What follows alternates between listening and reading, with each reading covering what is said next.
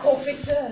Eh bien, On se disputait parce que mon mari disait que chaque fois que l'on entend sonner, c'est qu'il y a quelqu'un. Mais la chose est plausible. Et moi je disais que chaque fois que l'on entend sonner, c'est qu'il n'y a personne. Et la chose peut paraître étrange. Oui, mais elle est prouvée. Non point par des démonstrations théoriques, mais par des faits. Non, c'est faux!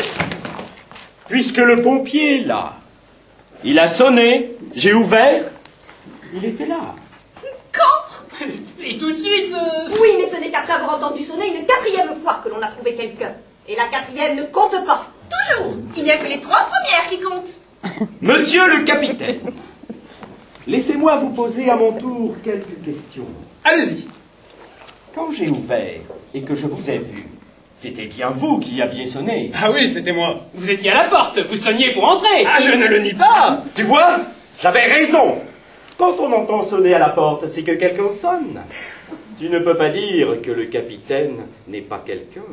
Certainement pas. Je te répète que je te parle seulement des 3 premières fois, puisque la quatrième ne compte pas. Et quand on a sonné la première fois, c'était vous? Non, ce n'était pas moi. Vous voyez, on sonnait et il n'y avait personne. Et c'était peut-être quelqu'un d'autre. Et il y avait longtemps que vous étiez à la porte? 3 quarts d'heure. Et vous n'avez vu personne? Ah, personne, j'en suis sûr. Est-ce que vous avez entendu sonner la deuxième fois? Oui, mais ce n'était pas moi non plus. Et il n'y avait toujours personne. Victoire! J'ai eu raison. Pas si vite! Et qu'est-ce que vous faisiez à la porte? Rien. Je restais là, je pensais à des tas de choses. Mais la 3e fois, ce n'est pas vous qui aviez sonné? Si, c'était moi. Mais quand on a ouvert, on ne vous a pas vu. Mais c'est parce que je m'étais caché. Et pour rire. Ne riez pas, monsieur le capitaine. L'affaire est trop triste. En somme, nous ne savons toujours pas si lorsqu'on sonne à la porte, il y a quelqu'un ou non. Jamais personne. Toujours quelqu'un. Oh, je vais vous mettre d'accord. Vous avez un peu raison tous les deux. Lorsqu'on sonne à la porte, parfois il y a quelqu'un, d'autres fois, il n'y a personne. Ça me paraît logique. Et je le crois aussi. Vous voyez, les choses sont simples en réalité. Allez, embrassez-vous. Oh oui. On s'était embrassés tout à l'heure. Ils s'embrasseront demain, ils ont tout le temps. Monsieur le capitaine, puisque vous nous avez aidés à y voir clair dans cette affaire, mettez-vous à l'aise. Asseyez-vous un instant, enlevez votre casque. C'est que je ne peux pas rester longtemps. Je veux bien enlever mon casque, mais je n'ai pas le temps de m'asseoir. Je vous avoue que je suis chez vous pour tout à fait autre chose. Je suis en mission de service. Et qu'y a-t-il pour votre service, monsieur le capitaine? Eh bien, veuillez pardonner mon indiscrétion, mais puis-je, devant eux? Ne vous gênez pas. Nous sommes de vieux amis, ils nous racontent tout. Dites. Eh bien voilà.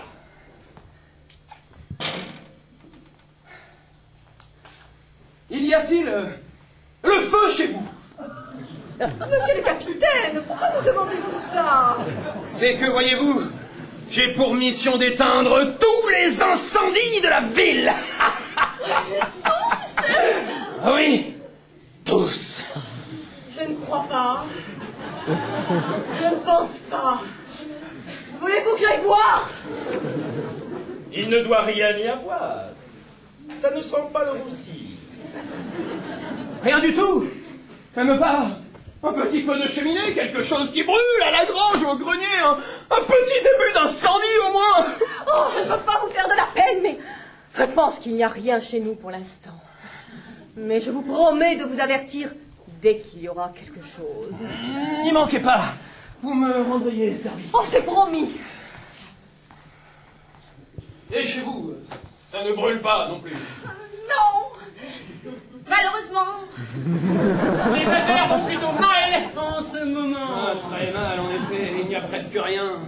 Quelques bricoles, une cheminée, une grange. Ça ne rapporte pas. Et comme il n'y a pas de rendement, la prime à la production est très maigre. Rien ne va. C'est partout pareil. Le commerce, l'agriculture. Cette année, c'est comme pour le feu. Ça ne marche pas. Pas de blé, Pas de feu. Mais pas d'inondation Mais non il plus. y a du sucre. C'est parce qu'on le fait venir de l'étranger. Et pour les incendies, c'est plus difficile. Trop de taxes. Il y a bien, mais c'est assez rare, une asphyxie au gaz ou deux. Ainsi, la semaine dernière, une jeune femme s'est asphyxiée. Elle avait laissé le gaz ouvert. Elle avait oublié. Ah non, elle a cru que c'était son peigne. Les confusions sont toujours dans le... Est-ce que vous êtes allé voir chez le marchand d'allumettes? Ah, rien à faire, il est assuré contre l'incendie. Allez donc voir de ma part le vicaire de Wakefield. Mais je n'ai pas le droit d'éteindre le feu chez les prêtres. L'évêque se fâcherait. Ils éteignent leur feu eux-mêmes ou le font éteindre par des vestales. Essayez voir chez Durand. Ah, je n'ai pas le droit non plus. Il n'est pas anglais. Il est naturalisé seulement. Les naturalisés ont le droit d'avoir des maisons, mais pas celui de les faire éteindre quand elles brûlent. Mais quand le feu s'y est mis l'an dernier, on l'a bien éteint tout de même. Il a fait ça tout seul. Clandestinement. Oh, ce n'est pas moi qui irai le dénoncer. Moi non plus. Monsieur le capitaine, puisque vous n'êtes pas trop pressé, restez encore un peu, vous nous feriez plaisir. Voulez-vous que je vous raconte des anecdotes? Oh oui, vous êtes charmant. Oh oui, oui, les anecdotes, bravo.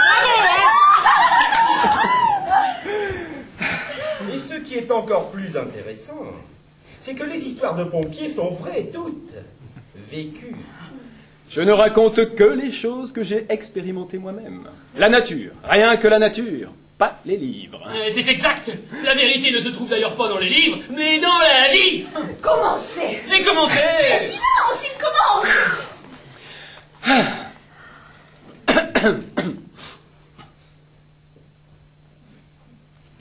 Ne me regardez pas comme ça. Vous me gênez. Vous savez que je suis timide. Il est charmant.